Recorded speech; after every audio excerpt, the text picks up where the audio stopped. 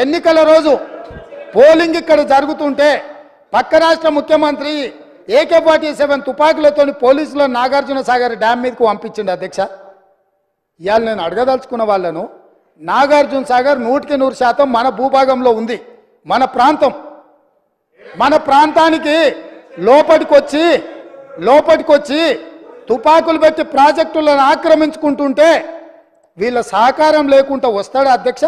ఇంటి దొంగలు లేకుండా జగన్మోహన్ రెడ్డి గారు లోపలికొచ్చి నాగార్జున సాగర్ డ్యామ్ మీద పహారాలు కాసే పరిస్థితి వస్తుందా అధ్యక్ష? ఎందుకు ఆ రోజు వీళ్ళు మాట్లాడలేదు? వీళ్ళు ఇచ్చిన అలసే కదా, వాళ్ళు పెట్టిన పులుసు తిని వీళ్ళు అలసి ఇవ్వడం వల్లనే కదా ఈరోజు ఈ పరిస్థితి వచ్చింది.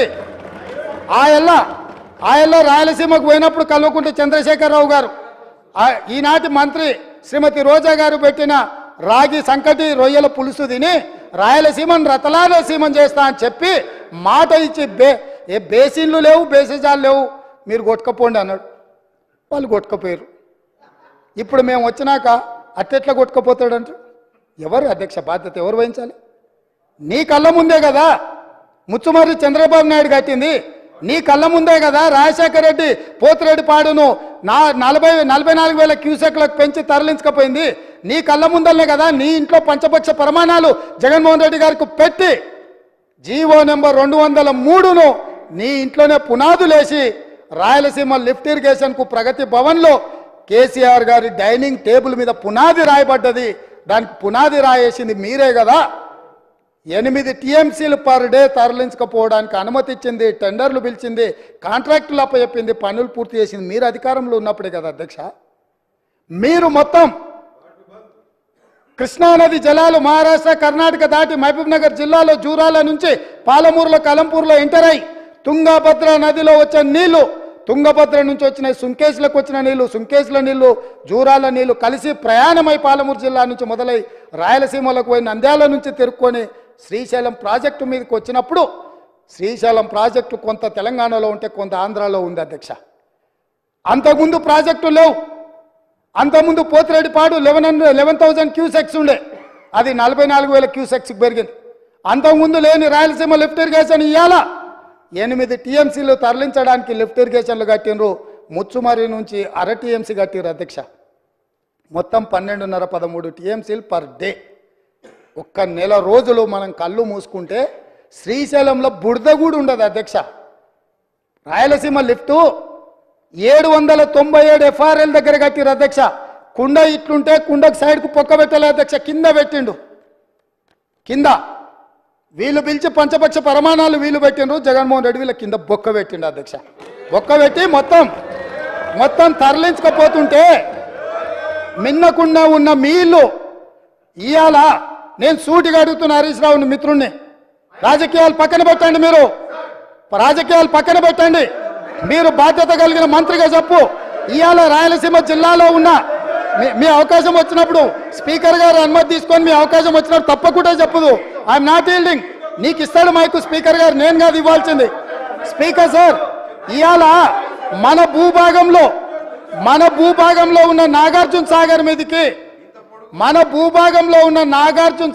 మీదికి తుపాకులతో జగన్మోహన్ రెడ్డి వచ్చి ఆక్రమించుకుంటే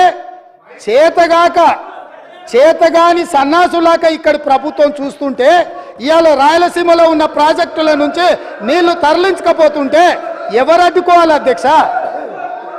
ఎవరు అడ్డుకోవాలి? ఒక్క పక్కన వాళ్ళు ప్రాజెక్టులు పూర్తి చేసుకుంటుంటే వీళ్ళు ఇక్కడ ఆనాడు కోమటిరెడ్డి వెంకటరెడ్డి గారు కొట్లాడి నల్గొండ జిల్లాలో ఉన్న ఫ్లోరైడును అక్కడి బాధితులను ఆదుకోవడానికి SLBC ప్రాజెక్టు మంజూరు చేయించి 42 కిలోమీటర్ల tunnel Rajiv Gandhi tiger reserve ఫారెస్ట్లో పర్యావరణ అనుమతి లేకపోతే టన్నెల్ బోర్ మిషన్ తోటి ఆ గుట్టను తొలిసి నీళ్లు దేవాలని 42 కిలోమీటర్ల టన్నెల్ని మొదలు పెట్టించి 2014 వరకు 32 కిలోమీటర్ల టన్నెల్ కొట్టిండ్రు అధ్యక్ష. తెలంగాణ వచ్చినాక వీళ్ళకి అప్పచెప్తే 10 కిలోమీటర్లు పూర్తి చేస్తే సంవత్సరంలో పూర్తి చేయాల్సిందని 10 ఏళ్ళలో కలిసి 1.5 కిలోమీటర్ పూర్తి చేసారు అధ్యక్ష. ఇంతకంటే చేతగానితనము తెలంగాణ ద్రోహి ఎవడని ఉంటాడా అధ్యక్ష? ఒకవేళ ఆ ప్రాజెక్టు పూర్తయిన ఉంటే నల్గొండ జిల్లాలో 3,64,000 ఎకరాలకు గ్రావిటీ ద్వారా నీళ్లు వచ్చే ప్రాజెక్టును పడావు పెట్టి ఈరోజు మీరు వదిలేసినందుకు ఇవాళ నల్గొండ జిల్లా రైతుల మీద మరణ శాసనం వాళ్ళు రాసిండ్రు అధ్యక్ష. అదేవిధంగా కల్వకుర్తి లిఫ్ట్ ఈనాటికి పూర్తి చేయలే, కల్వకుర్తి లిఫ్ట్ ఈనాటికి పూర్తి చేయలే.